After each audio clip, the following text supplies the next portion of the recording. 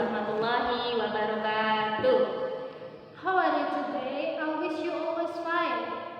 Oke, anak mu'alimah semuanya, semoga dalam keadaan baik, sehat walafiat, bisa mengikuti pelajaran yang mu'alimah ajarkan nanti. Sebelum kita mulai belajar, kita baca doa sebelum belajar. Bismillahirrahmanirrahim. Rabbi zidni ilma warzuqni fahman waj'alni min ibadikas sholihin. Amin. Sebelum belajar, coba tengok ya ruangan sekeliling untuk belajar. Kalau masih ada sampah yang berserakan, silakan dibersihkan, dipungut dan ditaruh di tempat sampah biar kita belajarnya nyaman ya. Terus ada lagi yang mu'alimah mau nanyakan? Tadi pagi udah sholat subuh kan anak mu'alimah? Baiklah, kita akan menghafalkan surah Al-Baqarah ayat 7. Khatamallahu ala qulubihim wa ala sam'ihim wa ala absharihim ghishawatu wa lahum azabun azim. Sekali lagi, khatamallahu ala qulubihim wa ala sam'ihim wa ala absharihim ghishawatu wa lahum azabun azim. Satu kali lagi, khatamallahu ala qulubihim wa ala sam'ihim wa ala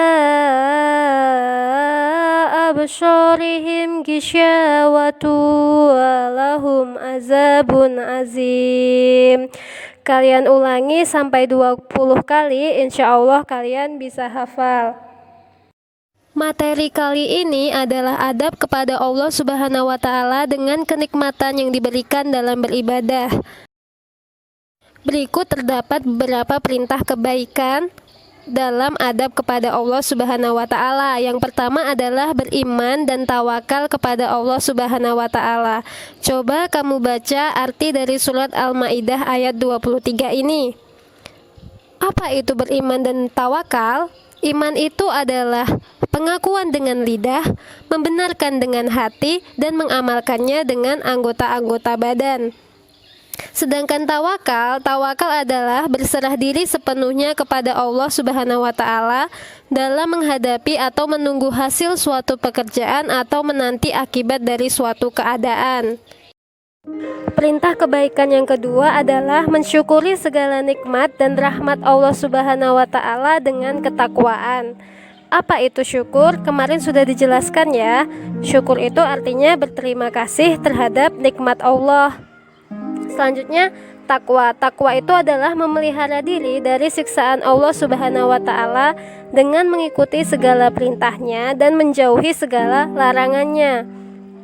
Coba kalian perhatikan arti dari surah Ibrahim ayat 34.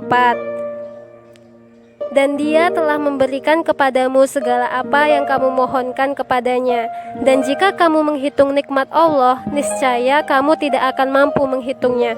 Sungguh manusia itu sangat zalim dan sangat mengingkari nikmat Allah.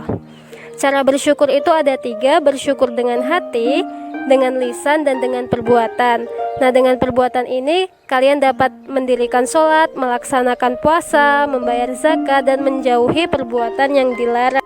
Adab yang ketiga adalah merendahkan diri atau bersikap tawadu dalam meminta pertolongan, rahmat, kasih sayang Allah, dan keridhoannya dengan sabar dan sholat atau berdoa. Berikut ada surat Al-Baqarah yang artinya, maka ingatlah kepadaku, aku pun akan ingat kepadamu. Bersyukurlah kepadaku dan janganlah kamu ingkar kepadaku. Oleh karena itu, kalau kalian misalnya ingin meminta tolong kan tidak mungkin kalian bersikap sombong. Tentu saja kalian akan merendahkan diri.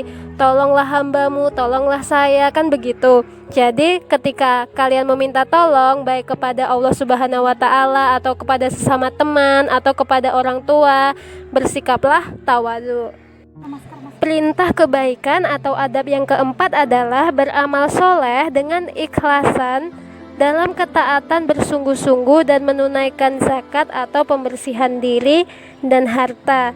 Di sini terdapat surah Al-Bayyinah ayat 5 yang artinya padahal mereka hanya diperintah menyembah Allah dengan ikhlas menaatinya semata-mata karena menjalankan agama, dan juga agar melaksanakan sholat dan menunaikan zakat, dan yang demikian itulah agama yang lurus atau benar. Ada 3 jenis amal dari niat seseorang, yaitu amal jariyah, amal ibadah, dan amal soleh. Amal soleh ini meliputi semua perbuatan lahir maupun batin yang berakibat pada hal positif atau bermanfaat. Amal soleh mencakup pengertian amal jariyah, yaitu amal jariyah adalah perbuatan yang berkelanjutan, dan amal ibadah adalah pengabdian. Perbuatan pengabdian seperti sholat, zakat, haji, dan puasa. Sedangkan amal jariyah adalah amal yang dimana bila kita nanti meninggal, kita tetap mendapat pahalanya karena menjalankan amal itu. Adab kepada Allah Subhanahu wa Ta'ala yang kelima adalah malu berbuat perkara mungkar dan maksiat kepada Allah Subhanahu wa Ta'ala. Coba kalian perhatikan surah Al-Baqarah ayat 29 ini. Dialah Allah yang menciptakan segala apa yang ada di bumi untukmu. Kemudian dia menuju ke langit, lalu dia menyempurnakannya menjadi 7 langit. Dan dia maha mengetahui segala sesuatu.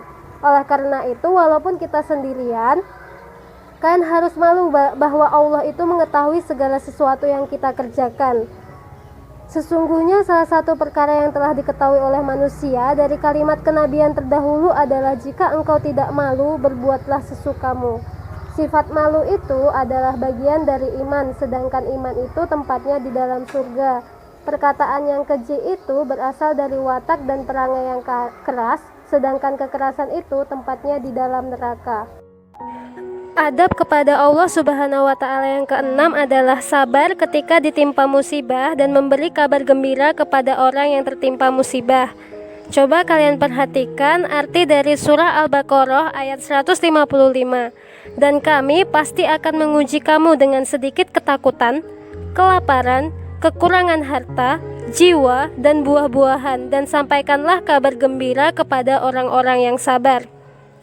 Adab yang terakhir adalah berprasangka baik kepada Allah Subhanahu wa Ta'ala. Allah Ta'ala berfirman, "Aku bergantung persangkaan hamba kepadaku. Aku bersamanya kalau dia mengingatku. Kalau dia mengingatku pada dirinya, maka aku mengingatnya pada diriku. Kalau dia mengingatku di keramaian, maka aku akan mengingatnya di keramaian yang lebih baik dari mereka.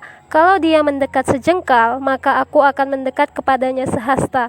Kalau dia mendekat kepada diriku sehasta, maka aku akan mendekatinya sedepa. Kalau dia mendatangiku dengan berjalan, maka aku akan mendatanginya dengan berlari." Alhamdulillah ya, sekarang kita udah selesai belajar untuk hari ini. Apa saja yang harus kita pelajari hari ini, tolong dipelajari. Itu adalah bekal nanti kalian supaya kalian bisa mengikuti pelajaran kelas 4 ini dengan baik. Nah, sebelum Mu'alimah akhiri, pesan untuk hari ini adalah jangan pernah sekali-kali anak Mu'alimah itu tinggalkan sholat. Umur sudah 10 tahun, harusnya sudah lengkap sholatnya 5 waktu. Karena Rasulullah meminta 7 tahun anak itu harus diajari sholat. 10 tahun nggak sholat maka dipukul. Nah, jadi untuk bunda-bunda boleh mukul anaknya kalau nggak sholat karena sudah 10 tahun. Oke? Mu'alimah undur diri dulu ya nak ya. Sebelum kita akhiri pelajaran hari ini, mari kita membaca doa kafaratul majelis bersama. Bismillahirrahmanirrahim. Subhanakallahumma wa bihamdika asyhadu an la ilaha illa anta astaghfiruka wa atubu ilaik.